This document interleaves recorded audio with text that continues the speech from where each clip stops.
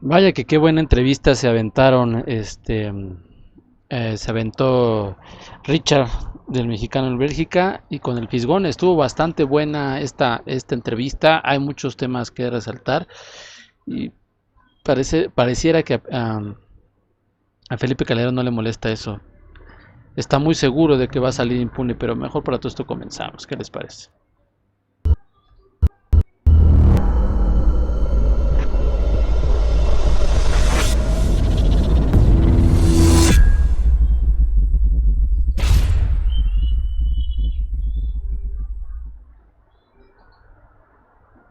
Bueno, pues yo creo que con esto nos queda bastante claro que este personaje de Felipe Calderón no le interesa ni lo más mínimo en que lo puedan balconear o pueden hablar de él, pueden decirle mil cosas y él está seguro que va a salir impune, muy muy seguro, pero yo creo que está en nosotros, en la sociedad, el poder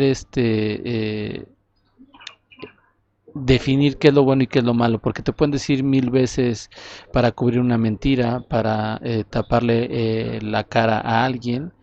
Y yo creo que aquí lo más importante es de que como sociedad pues veamos qué hay detrás, qué hay de fondo. Pero bueno, les presento esta entrevista, está muy chida. Voy a hacer fragmentos para que no YouTube no nos pegue ahí. Y pues bueno, vamos a escuchar lo que dice el Firgón para que vean qué importante es lo que dice. Digamos, las causas sociales, ¿no? Y, este, y logran legislar y logran conquistas sociales importantes. Hay periodos largos de la historia en los que las élites se atrincheran y le quitan a los sectores mayoritarios todo aquello que habían ganado.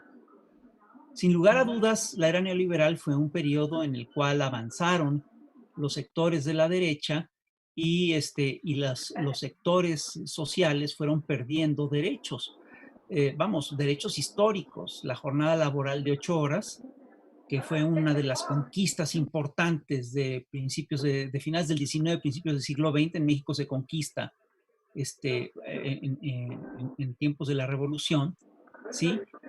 Ya es letra muerta. Yo no conozco a muy poca gente que trabaje realmente 8 horas diarias.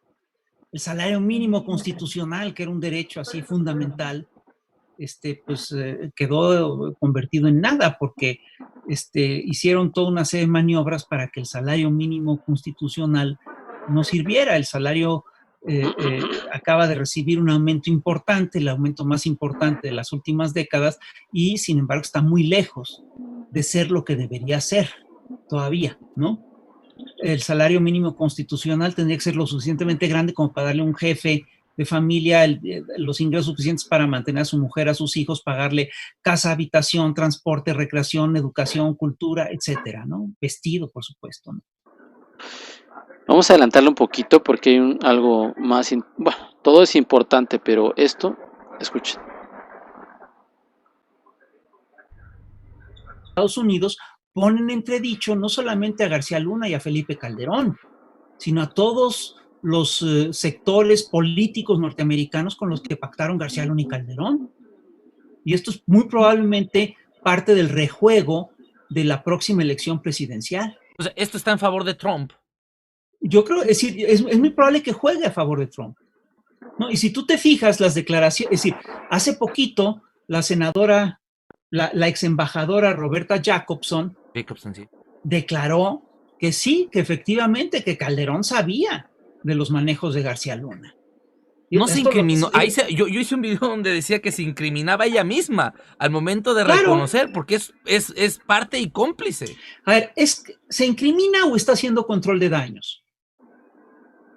Porque muy probablemente está haciendo control de daños. Es algo que sabe que va a salir y entonces te dice, oye, yo tengo esto, y lo dice antes de que salgan los juzgados, ¿no? Sí, para un tipo de reducción o un tipo de perdón. No, ni siquiera. Es decir, yo ya lo declaré, yo lo dije en su momento, yo lo dije antes del juicio, es algo que se ha planteado, tal.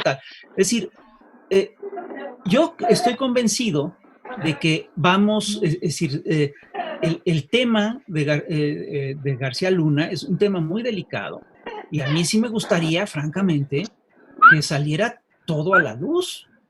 Es decir, ¿cómo es posible? Mira, Porque el estoy tema grabando. de la guerra del narcotráfico en México está muy documentado. Y está muy documentado No, incluso por aquí no es periodistas que se público. jugaron la vida. Anabel Hernández, Lemus, Ana Lilia etcétera, Pérez. ¿no? Es decir, Lemus Barajas de repente denuncia los posibles vínculos de la Cocoa, la hermana de Felipe Calderón, con la Tuta en Michoacán, y lo encierran 3 años en una cárcel de alta seguridad, sin haber hecho nada. Después lo tienen que soltar porque no había hecho nada, ¿no? Es una cosa increíble, ¿no? Entonces, esos vínculos están muy, muy documentados. Y por supuesto que pasan por las agencias de seguridad norteamericanas. Seguramente pasan por la CIA, seguramente pasan por la DEA. En esas y hasta por el ejército, no sabemos, ¿no? Pero por la ATF muy probablemente. Entonces, yo creo que eso también está en juego en estas elecciones, ¿no? Y tan está en juego que ahora nos cuentan que el expediente García Luna tiene como 3,000 páginas, una cosa así, es una cosa o 13,000 páginas, es decir, 13,000. son miles y miles de páginas, ¿no? Entonces, imagínate la cantidad de pruebas que hay ahí, ¿no? Y además, la Barbie, cuando lo detuvieron, declaró. Yo estuve en reuniones en las que estaba Felipe Calderón. ¿De qué están hablando? Es decir, todo está muy documentado. Además, mira, está tan documentado que existe un cable de Wikileaks del 1 de septiembre de 2006 que documenta que Felipe Calderón, en pleno plantón de protesta, cuando todavía no asumía la presidencia, fue a la embajada norteamericana a pedir ayuda. Y la embajada norteamericana dijo que decidió apoyarlo en las actividades que eran esenciales, que eran consideradas estratégicas por el Departamento de Estado norteamericano. Bueno, ahora dime tú, es una ecuación muy sencilla. ¿Cuál fue la estrategia que usó Felipe Calderón para mantenerse en el poder? Fue la guerra contra la droga. Y dime si el tema de la droga no es estratégico para la política exterior norteamericana. Sí, eso hacen toda la vida. Es una ecuación muy sencilla. Es muy interesante ese cable porque ahí podemos ver cómo y dónde se pactó la guerra contra el narcotráfico en México. Ahora, hay quien dice hoy en día, no, pero es que ya dejen de culpar a Calderón por los asesinatos que se están llevando a cabo hoy en día. Perdón. Lo que es claro es que el país se descompuso y empezó la matanza en ese momento. Y advertimos todos que iba a ser muy difícil lograr que bajara la curva de asesinatos, la curva de la violencia. Porque esto, en cuanto se desata, establece toda una cadena social que es muy difícil cambiar, ¿no? Entre otras cosas, asentaron un modelo de negocios delincuencial que favorece de manera extraordinaria a un puñado de grandes empresarios delincuenciales, ¿no? Y que sume el resto de la población en el horror. Eso es lo que está en juego. Y te voy a decir algo, tú que hablabas del tema de la raíz nazi del PAN. La derecha siempre estuvo metida en el narcotráfico en México. Desde que hay narcotráfico, la derecha estaba ahí. ¿Cuál fue la primera gran operación de trasiego de drogas de México a Estados Unidos? Esa primera gran operación se dio en tiempos de la Segunda Guerra Mundial y fue una operación de Hitler para buscar envenenar a la juventud norteamericana. Y está muy documentado por Juan Alberto Cedillo en su libro Los nazis en México, y que revisó documentos internos de tal y tal y tal. Es decir, está muy, muy documentado todo eso. Todo eso está realmente muy, muy armado, ¿no? Y en los primeros cárteles, sin lugar a dudas, en los primeros cárteles, actuaban los sectores más corrompidos de lo que fue el partido de Estado. Estaban Maximino Ávila Camacho, Gonzalo N. Santos y Miguel Alemán, entre otros, y otros gobernadores poblanos y demás, ¿no? Y estos sectores tenían aliados muy estratégicos en la derecha. cuando se reactiva el trasiego de drogas en México en la década de los 70s, en tiempos del Irán-Contras, había un piloto que viajaba constantemente de Nicaragua, pasaba por México, llegaba a Estados Unidos, que cuenta con toda tranquilidad que los Leaño, la familia Leaño, que son, entre otras cosas, los grandes dirigentes de los Tecos de Guadalajara, ¿no? Tenían plantíos de marihuana, ¿no? Es este sector de la ultraderecha fascista tapatía, ¿no? Entonces, y Leaño era muy amigo de Vicente Fox, e incluso fue muy amigo de George Bush, presumía que era amigo de George Bush y todo ese rollo. Entonces, son vínculos que están muy claramente establecidos, ¿no? La gente de a pie, la gente que andamos en la calle, nos preguntamos, bueno, ya está el desastre de la inseguridad, ya tiró la piedra. Mucha gente de la oposición, Rafael, culpa a Andrés Manuel, como lo mencionas tú, pero yo les digo, no es culpa de Andrés Manuel, me dicen, pero es que él prometió que lo iba a curar. Y les digo, ¿cómo?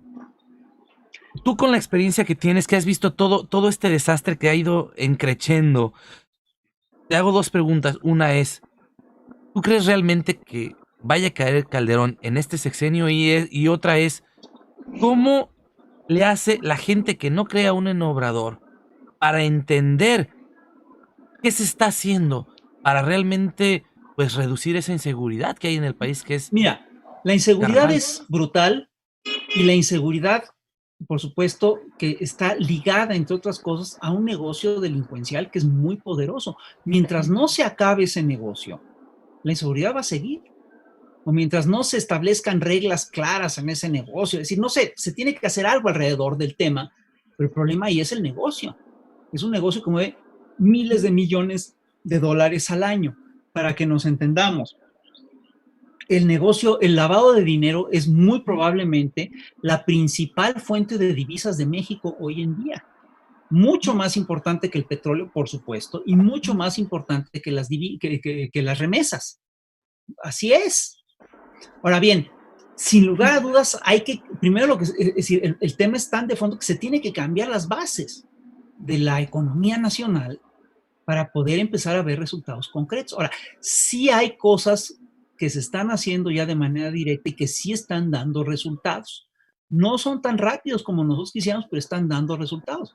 Al final de cuentas, el tema de la Guardia Nacional sí está contribuyendo a cambiar el eje de la estrategia que se estaba siguiendo. Es decir, la política que se siguió en tiempos de Calderón fue muy clara y cada vez, y hoy en día ya todo el mundo lo acepta como un hecho incontrovertible, pero en el momento medio mundo lo dijo, nosotros lo dijimos. Es decir, lo que está haciendo Calderón, muchos analistas de estrategias de seguridad lo dijeron. Lo que está haciendo Calderón es apoyar a un cártel contra los demás. Entonces, Pues sí, este es el trasfondo de muchas cosas, ¿no? Las formas. Yo creo que, y lo dice claro, el dinero para dónde va, quién lo camina, quién lo controla, es un punto, pero me voy más adelante para no alargar tanto el video, porque más adelantito, ya casi en la fila, a ver si por aquí López, la pregunta que le hace Richard, a ver si por aquí está, al fisgón. ese es el problema que yo veo con los youtubers. Sin lugar a dudas, han sido una alternativa. Espérame, me retraso tantito. Ahí está, tantito. Largo, el ser reportero al final de cuentas es una profesión muy delicada. Sí, las plataformas es una rapidez extraordinaria. Es más, para la televisión, las redes sociales son la muerte, porque el gran mérito de la televisión ante los periódicos era la rapidez. De modo que si un periódico reportaba en su noticia de 8 columnas que había habido un asesinato en la calle Juárez, ¿no? Pues resulta que la televisión ya la había dado desde las 7 de la noche anterior, ¿no? Entonces el periódico ya quedaba viejo en relación a la tele. Hoy a la tele le pasa lo mismo con las redes. Es decir, la reacción en las redes es inmediata. y la televisión llega tarde a todas esas informaciones. Ahora bien, yo sí quiero decirte una cosa, esto tiene sus ventajas, pero también tiene grandes desventajas, porque impide el espacio para la reflexión y para el repaso y para la revisión, o lo acorta a niveles inhumanos, pues, ¿no? Y si es necesario revisar todo esto, y si es necesario reflexionar sobre lo que está ocurriendo, y si es necesario contrastar información. Y es curioso porque ahora se dice que todo el mundo es reportero. Sin embargo, el ser reportero al final de cuentas es una profesión muy delicada. Sí implica una gran responsabilidad. Y te voy a decir cuál es el gran riesgo que tienen todos ustedes: la pérdida de credibilidad. Porque la credibilidad se construye con mucho tiempo y con mucho trabajo, con mucha disciplina, y la pierdes en 3 minutos. Entonces, ese es el problema que yo veo con los youtubers. Sin lugar a dudas, han sido una alternativa ante el monopolio desinformativo de la televisión. ¿Sí? Pero están caminando sobre la cuerda floja y a veces no se dan cuenta de eso. Fíjate, y te agradezco realmente infinitamente todo esto, porque te lo comentaba antes de que empezáramos la entrevista. Yo apenas tengo 1 año con este canal, entonces para personajes como un servidor, realmente es interesante tener gente como tú que nos puede compartir estas experiencias y llenarnos pues de sabiduría para prevenir Hombre, caer en todo ese tipo de errores y para poder incluso formalizar y aprender cómo estructurar mejor una redacción, porque bueno, no soy redactor, pero al momento en el que nos juntamos con personas como tú, empezamos a aprender o incluso nos podemos dejar guiar en cuanto a ciertas redacciones, el poder estar hablando, el poder estar leyendo, y eso pues nos ayuda a poder traer mejor información. Muchas veces, como lo mencionas, ¿no? Es la ventaja de la rapidez, te lo mencionaba también antes de empezar, lo que pasó con Doriga ahora el fin de semana, ¿no? Sacó lo de aquí de Bélgica y directamente me fui al hospital y dije, no es cierto, no mientas, ¿no? Entonces ahí sí, la Televisa no pudo ni reaccionar, porque normalmente pues les hubiera tomado tiempo para enviar a un enviado especial, los aeropuertos están cerrados, no contaban con que pues yo estaba de este lado y tómala, ¿no? Una verdad totalmente destapada, pero... En todo esto, lo que hay que tomar en cuenta siempre es la honestidad y la verdad. Primero, la verdad como un valor fundamental de la información. Es decir, si la intención es realmente informar, bueno, la actitud es otra, ¿no? Y la otra cosa que también pesa muchísimo es el tema ético. De repente reconocer, decir, ¿sabes qué? Aquí cometí un error y lo corrijo lo más pronto posible y tal. Es decir, y ahora, sí conviene, cuando yo hablo de una redacción, yo me refería sobre todo a una mesa de redacción. Una mesa de redacción eran varias gentes, un redactor, un periodista experto, que generalmente eran los grupos más viejos del periódico, los más colmilludos, los más experimentados, los que tenían más conocimiento de la situación política del país, ¿no? Y que recibían la información fresca y la procesaban. Y procesaban desde la escritura hasta los datos, ¿no? Entonces, bueno, eso por supuesto que conviene, ¿no?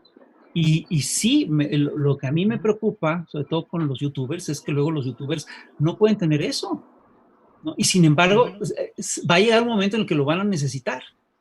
Ojalá y esto abra las puertas, Rafael, para que haya una apertura por parte de ambos lados, que se aproveche tal vez la buena imagen, la experiencia que puede adquirir el youtuber de transmitir y de conectar con las personas, sí, claro, tanto como de esas mesas de redacción, para poder impulsar a que la información que se presenta, así como nos lo estás diciendo, pues cada vez sea mejor. Yo te agradezco infinitamente por toda esta entrevista, y espero pues nos veamos pronto. Bueno, aquí lo importante es de que vino el fisgón de Calderón, la estrategia, y que todo el mundo sabía que él estuvo en esa reunión. Y el otro tema también que es fundamental es lo que opina el fisgón de los youtubers. Pero bueno, ahí está, víntense ahora sí que toda la entrevista completa con el buen Richard, mexicano en Bélgica, en su canal mexicano del México Noticias, y suscríbase también a su canal y al de nosotros también. Pero bueno, quise compartir esto porque se me hace un material muy interesante, y hacer réplica de algo interesante para mí es importante. Pero bueno, dale like a este video, suscríbete a nuestro canal y nos vemos en la próxima. Vamos a tener que transmitir de otra manera. Chao, chao.